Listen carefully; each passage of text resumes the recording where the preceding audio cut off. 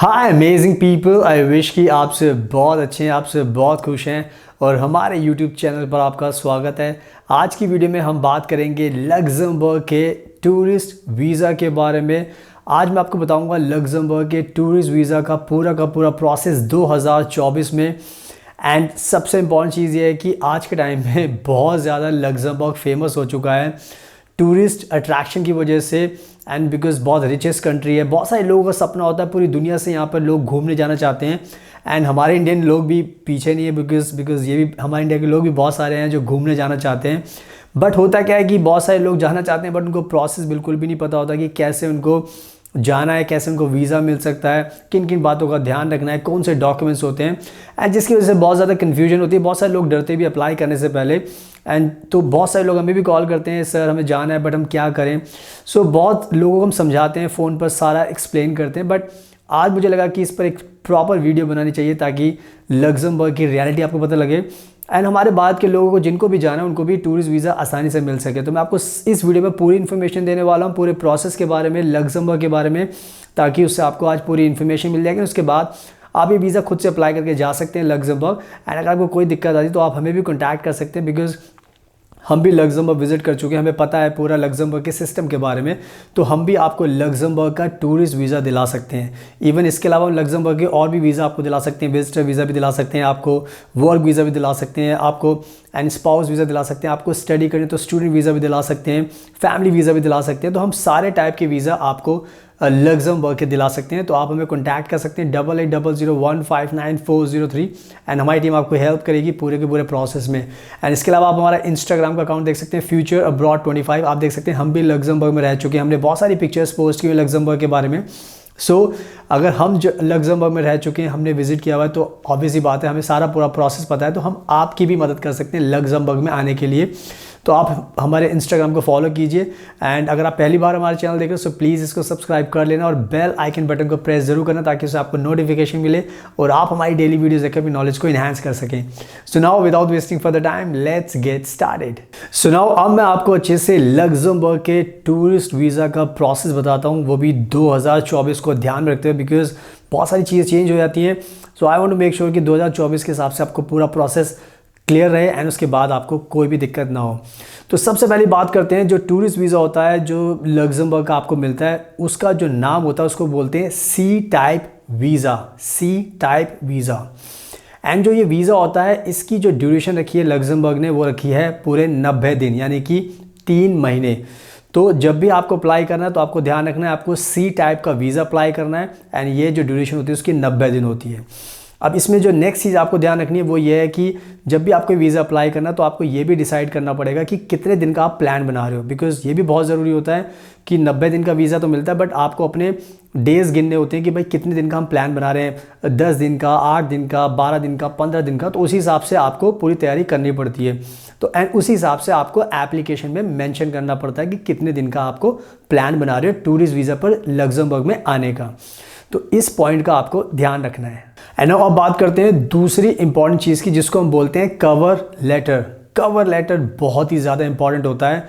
Cover letter में आपको पूरा बताना पड़ता है कि आप लग्जमबर्ग में क्यों आ रहे हो, कहाँ कहाँ पर आप जाओगे, क्या क्या एक्टिविटीज़ करोगे, क्या क्या आपके प्लान हैं। तो उसमें आपको अच्छे से एक्सप्लेन करना पड़ता है। एंड ध्यान रखना ये बहुत ही इंपॉर्टेंट एक डॉक्यूमेंट होता है आपकी पूरी एप्लीकेशन का, जिससे वीज़ा ऑफिसर को पूरी क्लैरिटी मिल पाती है आपके बारे में, आपके प्लान्स के बारे में, आपके इंटेंशंस के बारे में। तो आपको मेक श्योर करना है कि आपका कवर लेटर बिल्कुल परफेक्ट होना चाहिए। एंड इसमें मैं बताना चाहता हूँ कि अगर आपको कोई कन्फ्यूजन होती है, कोई दिक्कत आती है तो आप हमें भी कॉन्टैक्ट कर सकते हैं, बिकॉज हम कवर लेटर एक्सक्लूसिव लिखते हैं, हर क्लाइंट के लिए बिल्कुल अलग से बनाते हैं एंड वो बहुत ही इम्पैक्टफुल होता है जिससे वीज़ा मिलने में आपको आसानी होती है। सो कहने का मतलब ये है कि कवर लेटर आप खुद से तैयार कीजिए, अच्छी बात है। अगर आपको कोई दिक्कत आती है तो आप हमें भी कॉन्टैक्ट कर सकते हैं ताकि हम भी आपका अच्छे से कवर लेटर बना सकते हैं ताकि आपको वीज़ा मिलने में आसानी रहे। तो इस कवर लेटर का भी keep in mind. And now बात करते हैं जो थर्ड चीज़ होती है जो आपको ध्यान रखना है वो है आइटिनरी। आइटिनरी एक इम्पॉर्टेंट डॉक्यूमेंट होता है आपकी पूरी की पूरी टूरिस्ट वीज़ा की एप्लीकेशन का। जो ये आइटिनरी होता है इसका सिंपल मतलब ये होता है कि आपको पूरा स्टेप बाय स्टेप एक्सप्लेन करना पड़ता है कि अगर आप इंडिया से निकलोगे तो किस दिन निकलोगे, कौन सी फ़्लाइट पकड़ोगे, उसके बाद कहाँ पर जाओगे, क्या करोगे, कहाँ पर रुकोगे, उसके बाद कौन सी ट्रेन लोगे। तो ऐसे एक पूरी आपकी जर्नी का डिस्क्राइब करना पड़ता है आपको। एंड वो भी बहुत ज़रूरी आइटनरी बहुत इंपॉर्टेंट डॉक्यूमेंट होता है। एंड उससे ही वीज़ा ऑफिसर को पता चलता है कि आप जितने दिन भी टूर बना रहे हो उन सारे दिनों में आप क्या क्या करने वाले हो, ताकि उससे आपको एक वीज़ा ऑफिसर को भी क्लैरिटी मिल जाती है एंड साथ में आपको भी क्लैरिटी मिल जाती है कि भाई आपकी जर्नी कहाँ से शुरू होगी, कहाँ पर ख़त्म होगी एंड कब आप वापस आओगे। तो उसमें सारी की सारी चीज़ें मेंशन होती है। तो इसमें भी आपको ध्यान रखना है कि अगर आपको इसमें भी दिक्कत आती है तो आप हमें भी कॉन्टैक्ट कर सकते हैं, बिकॉज हम भी आपकी आइटनरी बना सकते हैं प्रॉपर तरीके से, ताकि हर एक चीज़ क्लियर रहे एंड वीज़ा ऑफिसर को वीज़ा देने में आपको कोई दिक्कत ना हो। तो आइटनरी का भी आपको ध्यान रखना है। एंड नाउ बात करते हैं बैंक फंड्स की, बिकॉज लग्जमबर्ग को एक रिचेस्ट कंट्री माना जाता है। एंड अगर आप लग्जमबर्ग में आना चाहते हो तो आपको मेक श्योर करना है, देखो मिनिमम आपके पास कम से कम 1 लाख रुपए 1.5 लाख रुपए तो होना चाहिए अगर आपको लग्जमबर्ग में आना है। बट उससे ज़्यादा जितना भी बैंक फंड होगा, 2 लाख 3 लाख 4 लाख 5 लाख 6 लाख, जितने भी ज़्यादा आपके पास पैसे होंगे आपके बैंक अकाउंट में, उससे आपका केस अच्छा बनता है एंड वीज़ा ऑफिसर को समझ में आता है कि चलो भाई इनके पास पैसा है, तो अगर यहाँ पर आ रहे हैं तो ऑब्वियसली इनके पास पैसा, तो इनको कोई दिक्कत नहीं होगी यहाँ पर ट्रैवल करने में, यहाँ पर रहने में। तो इस तरीके से आपको बैंक फंड्स भी मेंटेन करना पड़ेगा। तो आपको मिनिमम 1-1.5 लाख रुपए तो मान के चलना है, पर उससे जितना ज़्यादा होगा उतना अच्छा है। बाकी आप हमारी टीम को कॉन्टैक्ट करोगे तो हम आपको अच्छे से और भी बता सकते हैं कि कितना आपके प्लान के हिसाब से कितना फ़ंड आपके पास होना चाहिए, ताकि उससे आपको कोई दिक्कत भी ना हो और कोई आपसे गलती भी ना हो। तो उसके लिए भी आप हमें कॉन्टैक्ट कर सकते हो। तो यह बैंक फंड्स का भी हमेशा keep in mind. And now अब बात करते हैं डॉक्यूमेंट्स के बारे में, बिकॉज जब भी आप जाओगे तो ऑब्वियसली आपको डॉक्यूमेंट्स के बारे में भी नॉलेज होनी चाहिए। तो सबसे पहले हमेशा जब भी आपको ट्रैवल टूरिस्ट वीज़ा लगाना होता है तो आपको ध्यान रखना आपके पास पासपोर्ट होना चाहिए, ठीक है, आपके पास बैंक फंड्स होना चाहिए, आपका एक कवर लेटर होना चाहिए, आपकी आइटनरी होनी चाहिए, इसके साथ साथ आपका जो एड्रेस प्रूफ है वो होना चाहिए।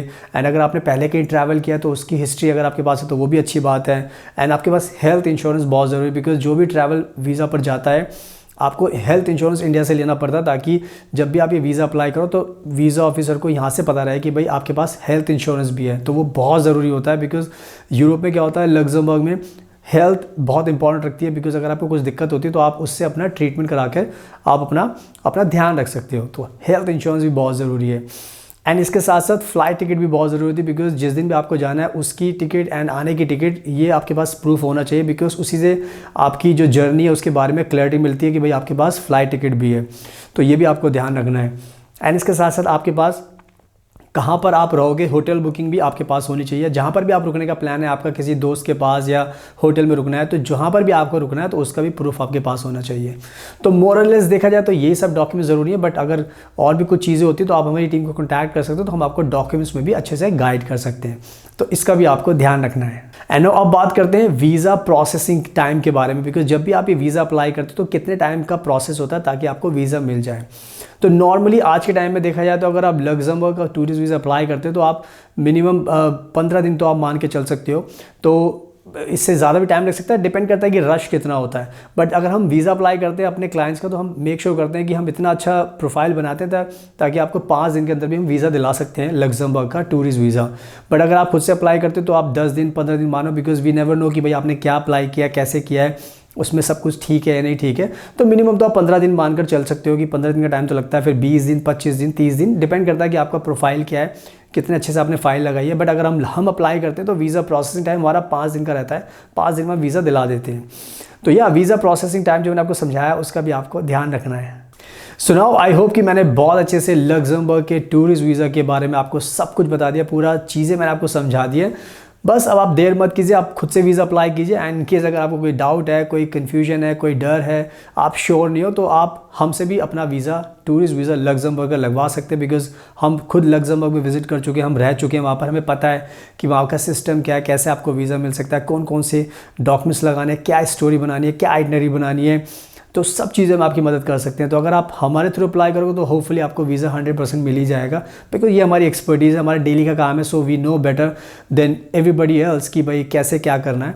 तो हमें कोई कन्फ्यूजन नहीं होती, हमारी एक्सपर्टीज़ बहुत अच्छी है, तो हम आपको वीज़ा दिला देंगे अगर आप हमारे थ्रू अप्लाई करोगे लग्जमबर्ग का टूरिस्ट वीज़ा।